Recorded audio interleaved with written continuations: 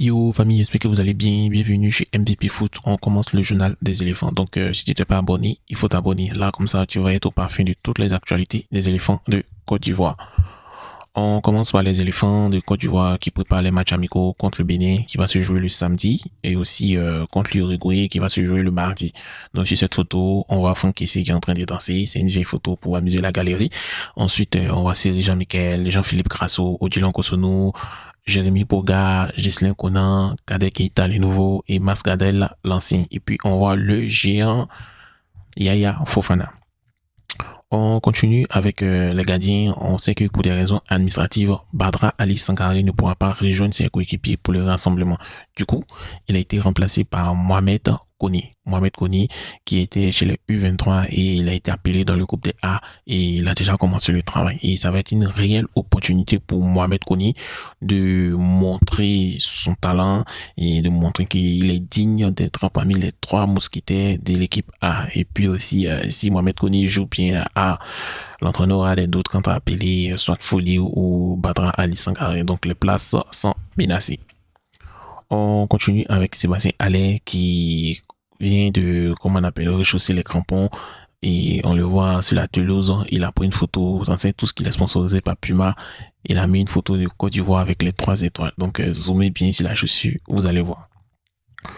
MVP Foot, ouais, c'est une chaîne de football, on parle de football, voilà. Donc si vous pouvez nous aider, vous cliquez sur, vous rentrez dans la chaîne, vous voyez le lien bleu qui est là, GoFundMe, vous cliquez, vous nous aidez. Voilà, si vous voulez qu'on ait des vrais équipements, on puisse bien faire la promotion du football ivoirien, voilà, vous pouvez nous aider. On sait que dans le groupe là, il y a les vrais débuts, donc on vous attend.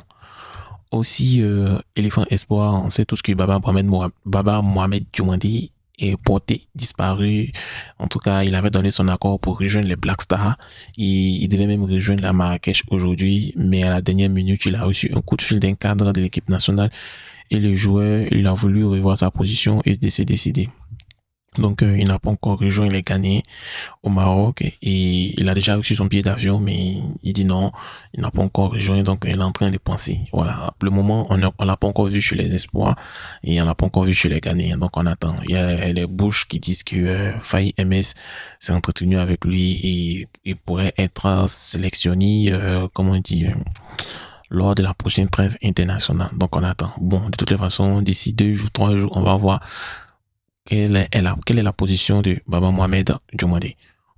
Aussi, on a une autre binational aussi qui a un souci. Il s'appelle Yves Bissouma. Il s'est désabonné du compte Instagram de la Fédération malienne de football.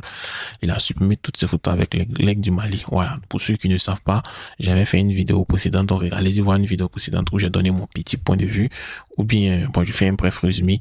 En fait, il n'a pas été sélectionné par son entraîneur Eric Schell. Voilà, donc comme il n'a pas été sélectionné par son entraîneur Eric Schell, on a posé la question en conférence de presse, mais pourquoi il n'a pas sélectionné le joueur?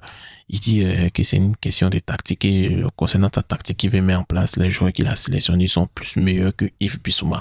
On sait tous que le meilleur milieu malien actuellement c'est Yves Bissouma, mais bon, on ne sait pas ce qui se passe.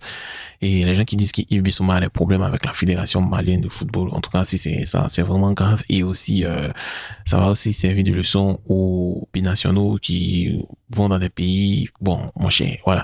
On a tous vu ici lors des quarts de finale lorsque Néné Dodgeles il a marqué pour le Mali, il n'a pas voulu célébrer, les gens n'ont pas compris que c'est dans le football, c'est comme ça on fait.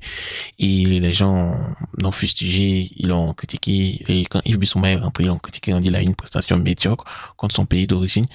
Or, le même joueur malien qui a raté le penalty, aucune critique. Voilà, donc c'est un peu ça le football, quoi. Donc les binationaux, réfléchissez bien avant de bien choisir dans le pays dans lequel vous allez jouer.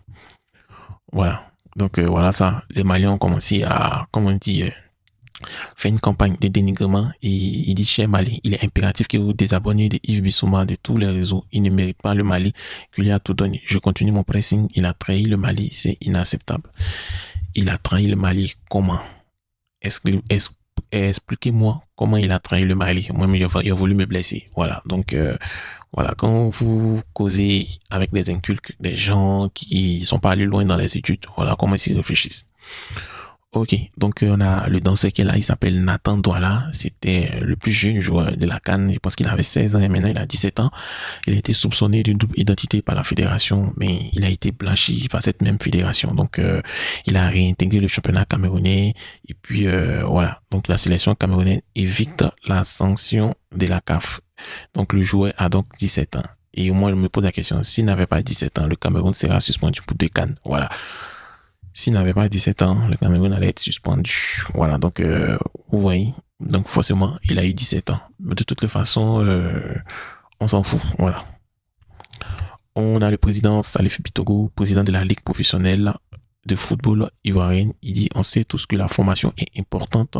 Et depuis 2022, après 10 ans d'arrêt, nous avons pu proposer de nouveaux des compétitions jeunes en Côte d'Ivoire. Nous avons ainsi relancé le championnat U20 et U16. Notre récent succès en Coupe d'Afrique des Nations va permettre d'amener plus de moyens financiers pour former nos jeunes. Et oui, il n'a pas tort, Voilà, si on veut avoir une très grande nation de football, ça se passe par la formation. Donc, on voit maintenant, on a tellement de,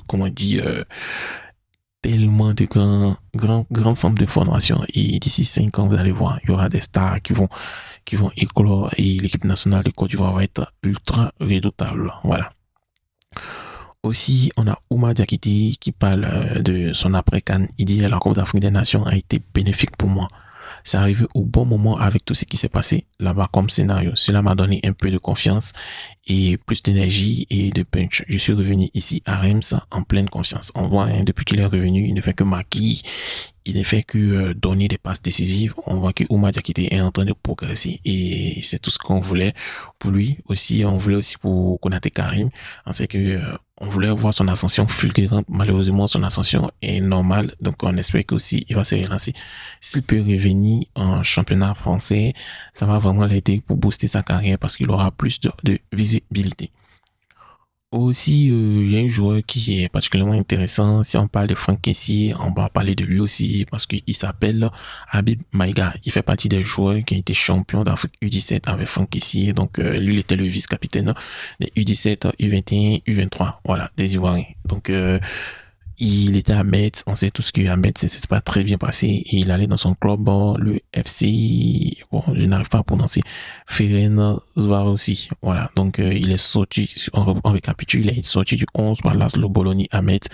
Habib Maïga retrouve enfin du temps de jeu du côté de la Hongrie, et le champion en titre, voilà, depuis son arrivée. Il a une série de 6 victoires consécutives avec un but en son actif, ce qui a permis d'être ils sont premiers du championnat hongrois. Et puis en plus de ça, il est devenu indispensable dans l'entrejeu de son club. Donc le colosse milieu défensif Teng ivoirien est de retour. Voilà. Vous voyez, d'ici la fin de l'année, lorsqu'il va être champion d'Hongrie, forcément forcé, il va venir en sélection et on aura un concurrent sérieux à Idrissa Doumbia. Aussi, on parle de U23, on a Boubacar Sanogo à gauche et puis Dao Lassina, voilà. Et ils sont sélectionnés des espoirs U23, donc ils ont découvert le groupe à Châteauroux et ceux qui ne le connaissent pas, Boubacar Sanogo à gauche, c'était un redoutable buteur. C'est vrai qu'on avait Didier Drogba, mais Didier Drogba, s'il était blessé, il savait que l'équipe nationale de Côte d'Ivoire avait toujours un redoutable attaquant. Donc, on espère que le travail va être bien. Et puis, le vendredi, il faut qu'on gagne la France. Voilà. Ça, c'est le mot d'ordre. Voilà. Vendredi 22 mars, au stade Gaston Petit à Châteauroux, en France. Côte d'Ivoire, France. Les U23 doivent gagner les Français. Voilà. C'est le mot d'ordre. Donc, tous ceux qui sont en France, vous pouvez aller à Châteauroux, payer les tickets, supporter les Ivoiriens. Et puis, le samedi, prendre le train rapidement, aller supporter les seniors. Voilà, il y a beaucoup d'Ivoiriens en France et on compte sur vous. Et aussi, on aimerait souhaiter un joyeux anniversaire à Jean-Hugues Aoulou qui fête ses 30 ans aujourd'hui. On lui souhaite beaucoup de bonheur.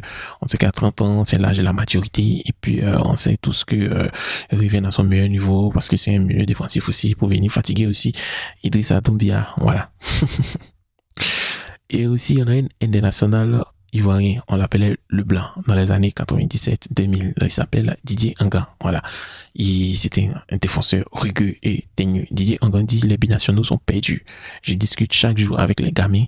Ils sont perdus. Un garçon comme ça, ne se retrouve pas. Il est habitué au professionnalisme et a évolué dans un environnement idéal. Quand il arrive ici, il est confronté à tout ce qu'on connaît dans les sélections africaines. Une fédération sérieuse ne court pas après les binationaux. Ce sont les binationaux qui doivent venir à elle. Le président de la FIFA doit s'occuper de son championnat et de la formation. Il n'a pas tort, il n'a pas tort. Voilà, MPP Foot courait derrière les binationaux, mais maintenant on n'a plus besoin de ceux qui sont présents. On va parler d'eux en fait. Voilà, si tu veux vraiment jouer pour la Côte d'Ivoire, toque à la porte et viens. Aussi, avec le forfait de Ivan Ndika et le retour d'Agbado en sélection, on aimerait savoir quelle est la charnière centrale qu'alignera Faye MS face au Bénin. Est-ce que ça va être Ousmane Diomandé avec Odilon Kosonou, ou bien Odilon Kosonou, ou bien Emmanuel Agbado, ou bien Odilon Kosonou avec Willy Boli?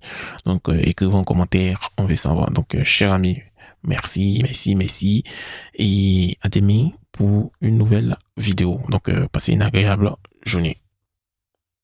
N'oubliez pas aussi de donner aussi, voilà, nos dons, les débouts là, ils sont là. Donc, donnez, on vous attend.